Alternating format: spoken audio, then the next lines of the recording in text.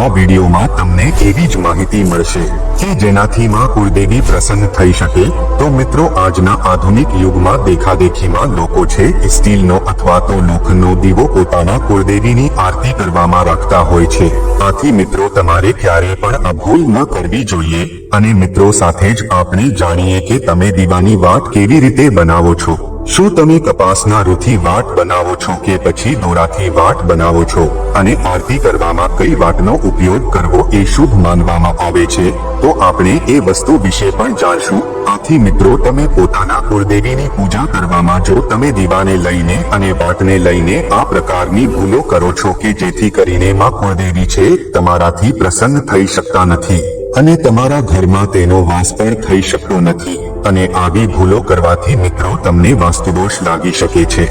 તેમજ જો કોઈ વ્યક્તિ આ ભૂલ કરે છે તો તેને કુંડળી દોષ પણ લાગી શકે છે। તેની સાથે જ આ પ્રકારની મંદિરને લગતી ભૂલો કરવાથી ઘરમાં દરિદ્રતાનો વાસ પ્રસરી જાય છે। અને તેની સાથે જ મિત્રો, આપણે જાણીશું કે તમે જે મંદિરમાં પાણીનો કળશ જે રાખો છો એનું આપણે શું કરવું જોઈએ। સાથે જ આપણે જાણશું કે એ લોટો એટલે કે કળશ કેવો હોવો જોઈએ, તેમજ કળશમાં રાખેલા પાણીનું આપણે શું કરવું જોઈએ। તો મિત્રો, હવે આપણે જાણીએ કે તમારે પોતાના ઘરના મંદિરમાં દેવી દેવતાઓની પૂજા આરાધના કરવા માટે કયા પ્રકારના દીવાનો ઉપયોગ કરવો જોઈએ અને તમારે કેવો દીવો વાપરવો ન જોઈએ। જો તમે અશુદ્ધ ધાતુનો દીવો ઘરમાં વાપરશો તો તમારા ઘરમાં ગરીબીનો વાસ થઈ જશે। તેવી જ રીતે જો મિત્રો, તમે પોતાના ઘરના મંદિરમાં દેવી દેવતાઓની પૂજા આરાધના માટે સ્ટીલના દીવાનો ઉપયોગ કરો છો તો મિત્રો, તમને શનિદોષ લાગી શકે છે। સ્ટીલના દીવાનો ઉપયોગ કરવાથી શનિદેવ છે તમારી ઉપર ક્રોધિત થઈ શકે છે। આથી તમારે આ ભૂલ ક્યારે પણ ન કરવી જોઈએ। તેની સાથે જ જ્યારે પણ તમે દેવી દેવતાઓની પૂજા આરાધના કરો છો તો તમારે લોખંડનો દીવો ક્યારે પણ વાપરવો ન જોઈએ। જો તમે લોખંડનો દીવો પૂજા આરાધનામાં વાપરો છો તો મિત્રો, તમારા ઘરમાં ગરીબી આવી શકે છે। મિત્રો, અત્યારના આધુનિક સમયની વાત કરીએ તો બજારમાં ઘણા બધા એવા કાચના દીવાઓ આવ્યા છે કે લોકો જેને દેખાદેખીમાં તે કાચના દીવાનો ઉપયોગ કરતા હોય છે। પણ મિત્રો, તમારે આ કાચના દીવડાઓથી ક્યારે પણ પોતાના દેવી દેવતાઓની પૂજા આરાધના ન કરવી જોઈએ। અને જો તમે આ ભૂલ કરશો તો તમને રાહુ અને કેતુનો સામનો કરવો પડી શકશે અને સાથે જ તમારું આખું ઘર પણ બરબાદ થઈ શકશે। આથી તમે ક્યારે પણ આ ભૂલ ન કરતા। જો તમે કાચનો દીવો વાપરશો અને એમાંથી તમે દીવો પ્રગટાવશો તો એમાંથી જે જ્યોત નીકળે છે તમારા આખા ઘરનો વિનાશ કરી શકે છે। તેમજ કાચના દીવાનો ઉપયોગ કરવાથી કાચ ગરમ થાય છે તો ઘરમાં રોગ આવી શકે છે। તેમજ એનાથી નકારાત્મક ઉર્જાનો વાસ આપણા ઘરમાં થઈ શકે છે। તેમજ જો તમે દીવાની વાટમાં કપાસના રૂની વાટ કરો છો તો તે સૌથી વધુ શુભ માનવામાં આવે છે। તો મિત્રો, હવે આપણે વાત કરીએ કે તમારે પોતાના ઘરના મંદિરમાં દેવી દેવતાઓની પૂજા આરાધના કરવા માટે કઈ ધાતુનો દીવો વાપરવો કે જેને શુભ માનવામાં આવે છે। તો મિત્રો, તમારે તાંબાનો દીવો, પિત્તળનો દીવો અથવા તો માટીનો દીવો વાપરવો જોઈએ કે જે ધનની દેવી લક્ષ્મી માતાને આકર્ષિત કરી શકે છે। તો મિત્રો, આ ધાતુ સિવાય તમારે બીજા કોઈ દીવાનો ઉપયોગ કરવો ન જોઈએ। તેમજ મિત્રો, પિત્તળ અને માટીના દીવાનો જો તમે પોતાના દેવી દેવતાઓની પૂજા આરાધનામાં ઉપયોગ કરો છો તો મિત્રો, તેને સૌથી વધુ શુભ અને મંગલકારી માનવામાં આવે છે। તો જો તમે પોતાના દેવી દેવતાઓની પૂજા આરાધનામાં આ પ્રકારનો દીવો વાપરો છો અને સાથે શુદ્ધ ઘીમાં રૂની વાટ સાથે જ્યોત પ્રગટાવો છો તો તે સૌથી વધુ શુભ માનવામાં આવે છે અને તમારા કુળદેવી પણ પ્રસન્ન થઈ શકે છે। તેની સાથે જ મિત્રો, હવે આપણે જાણીએ કે જો તમારા ઘરમાં નકારાત્મક ઉર્જાનો વાસ થયો હોય તો તમારે એવો કયો ઉપાય કરવો જોઈએ કે જેનાથી નકારાત્મક ઉર્જા છે તમારું ઘર છોડી દે અને સાથે સકારાત્મક ઉર્જાનો વાસ થઈ શકે। તો મિત્રો, તમારે ઉપાય અવશ્ય કરવો જોઈએ। તો મિત્રો, તમારે પોતાના ઘરનો મુખ્ય દ્વાર હોય ત્યાં તમારે પાણીનો છંટકાવ કરવો જોઈએ। તેની સાથે જ આપણે જાણીએ કે તમારે પોતાના ઘરના મુખ્ય દ્વાર ઉપર ક્યારે પાણી હાંટવું જોઈએ અને તેનો યોગ્ય સમય કયો છે। તો મિત્રો, તમારે વહેલી સવારે સ્નાન કરીને પછી સૂર્યોદય પહેલા પોતાના ઘરના મુખ્ય દ્વાર ઉપર પાણી હાંટવું જોઈએ। અને મિત્રો, સાથે જ આપણે જાણીએ કે આ પાણી છે તમારે ક્યાંથી લેવું જોઈએ। તો મિત્રો, તમે જે પણ એક લોટો જળ તમે મંદિરમાં રાખેલું છે એ જળ તમે પોતાના ઘરના મુખ્ય દ્વાર ઉપર સવારે શુભ મુહૂર્તમાં તમે મુખ્ય દ્વાર ઉપર આ પાણીનો છંટકાવ કરી શકો છો। તેમજ તેમજ જો તમે આ પાણીને પીવો છો તો તે પણ સૌથી વધુ શુભ માનવામાં આવે છે અને સાથે જ જો તમે આ પાણીને તુલસીના ક્યારામાં નાખો છો તો પણ તે શુભ માનવામાં આવે છે પણ જો તમે પોતાના ઘરમાંથી નકારાત્મક ઉર્જાને દૂર કરવા માંગતા હો તો મિત્રો આ એક લોટો જળ છે તમારે પોતાના ઘરના મુખ્ય દ્વાર ઉપર અવશ્ય તેનો છંટકાવ કરી દેવો જોઈએ કે જેથી કરીને તમારા ઘરમાં જેટલી પણ નકારાત્મક ઉર્જા છે સમાપ્ત થઈ જાય અને સકારાત્મક ઉર્જાનો વાસ થઈ શકે કારણ કે મિત્રો આપણા ઘરનો મુખ્ય દ્વાર જે છે કે જ્યાંથી સકારાત્મક ઉર્જાનો સંચાર થતો હોય છે તો જો મિત્રો તમે દરરોજ પોતાના ઘરના મુખ્ય દ્વાર ઉપર આ પ્રકારે પાણીનો ટકાવ કરશો તો મિત્રો તમારા ઘરની બધી જ સમસ્યાઓમાંથી તમને છુટકારો મળશે સાથે જ સકારાત્મક ઉર્જાનો વાસ થવાથી મિત્રો માં કુળદેવીની કૃપાથી તમારા ઘરમાં સુખ સમૃદ્ધિ આવશે તેની સાથે જ મિત્રો તમારે જ્યારે પણ તમે પોતાના ઘરના મુખ્ય દ્વાર ઉપર પાણીનો છંટકાવ કરો છો એટલે કે જ્યાં પણ ઘરનો અંબર છે ત્યાં તમે પાણીનો ટકાવ કરો છો તો ત્યારે સાથે તમારે પોતાના કુળદેવીનું સ્મરણ પણ કરવાનું છે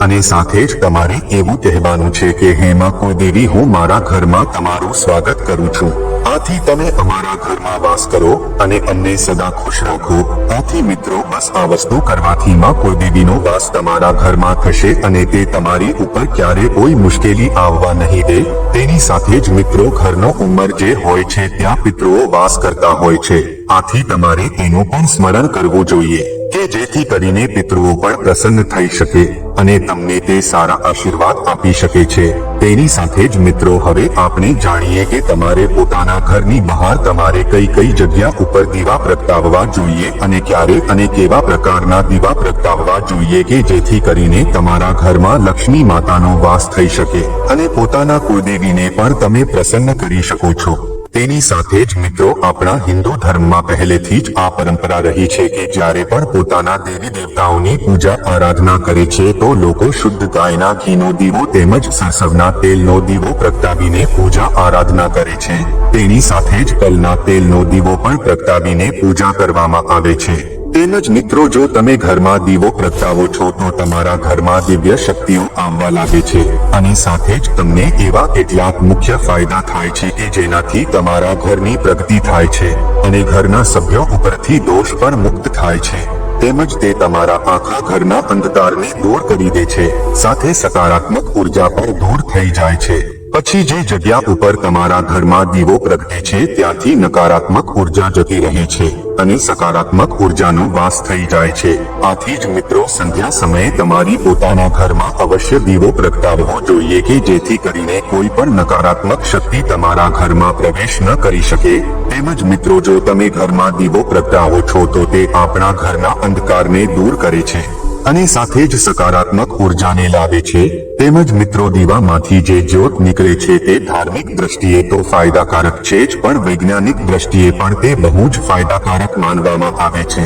કારણ કે મિત્રો જ્યારે પણ ઘરમાં શુદ્ધ ઘી અને સરસવના તેલનો દીવો પ્રગટાવવામાં આવે છે તો મિત્રો એની જે જ્યોત નીકળે છે એટલે કે તેમાંથી જે ધુમાડો પ્રાપ્ત થાય છે તે ઘરના વાતાવરણને સ્વચ્છ બનાવી દે છે તેમજ તે જ્યોતમાંથી જે પણ ધુમાડો નીકળે છે આપણા ઘરની અંદરના વાતાવરણમાં જે પણ હાનિકારક તત્વો હોય છે એનો પણ નાશ કરીને તેને દૂર કરી દે છે તેની સાથે જ મિત્રો આપણે બીજા દીવાની જ્યોત વિશે વાત કરીએ તો મિત્રો જો તમે પોતાના ઘરમાં લવિંગનો અને સાથે ઘીનો દીવો પ્રગટાવો છો તો તે પણ બહુ જ ફાયદાકારક માનવામાં આવે છે લવિંગના દીવામાંથી જે પણ જ્યોત પ્રગટે છે તો એની બમણી અસર આપણને જોવા મળે છે તેની સાથે જ ચામડીના રોગોને દૂર કરી શકે એવા બધા જ પ્રકારના ગુણો આ લવિંગ અને ઘીના દીવામાં હોય છે આટલા માટે મિત્રો ઘી સાથે જો તમે લવિંગ નાખીને દીવો પ્રગટાવો છો તો તે સૌથી વધુ શુભ અને મંગલકારી માનવામાં આવે છે તેમજ મિત્રો સવારે અને સંધ્યા સમયે તમે તુલસી માતાને પણ દીવો પ્રગટાવી શકો છો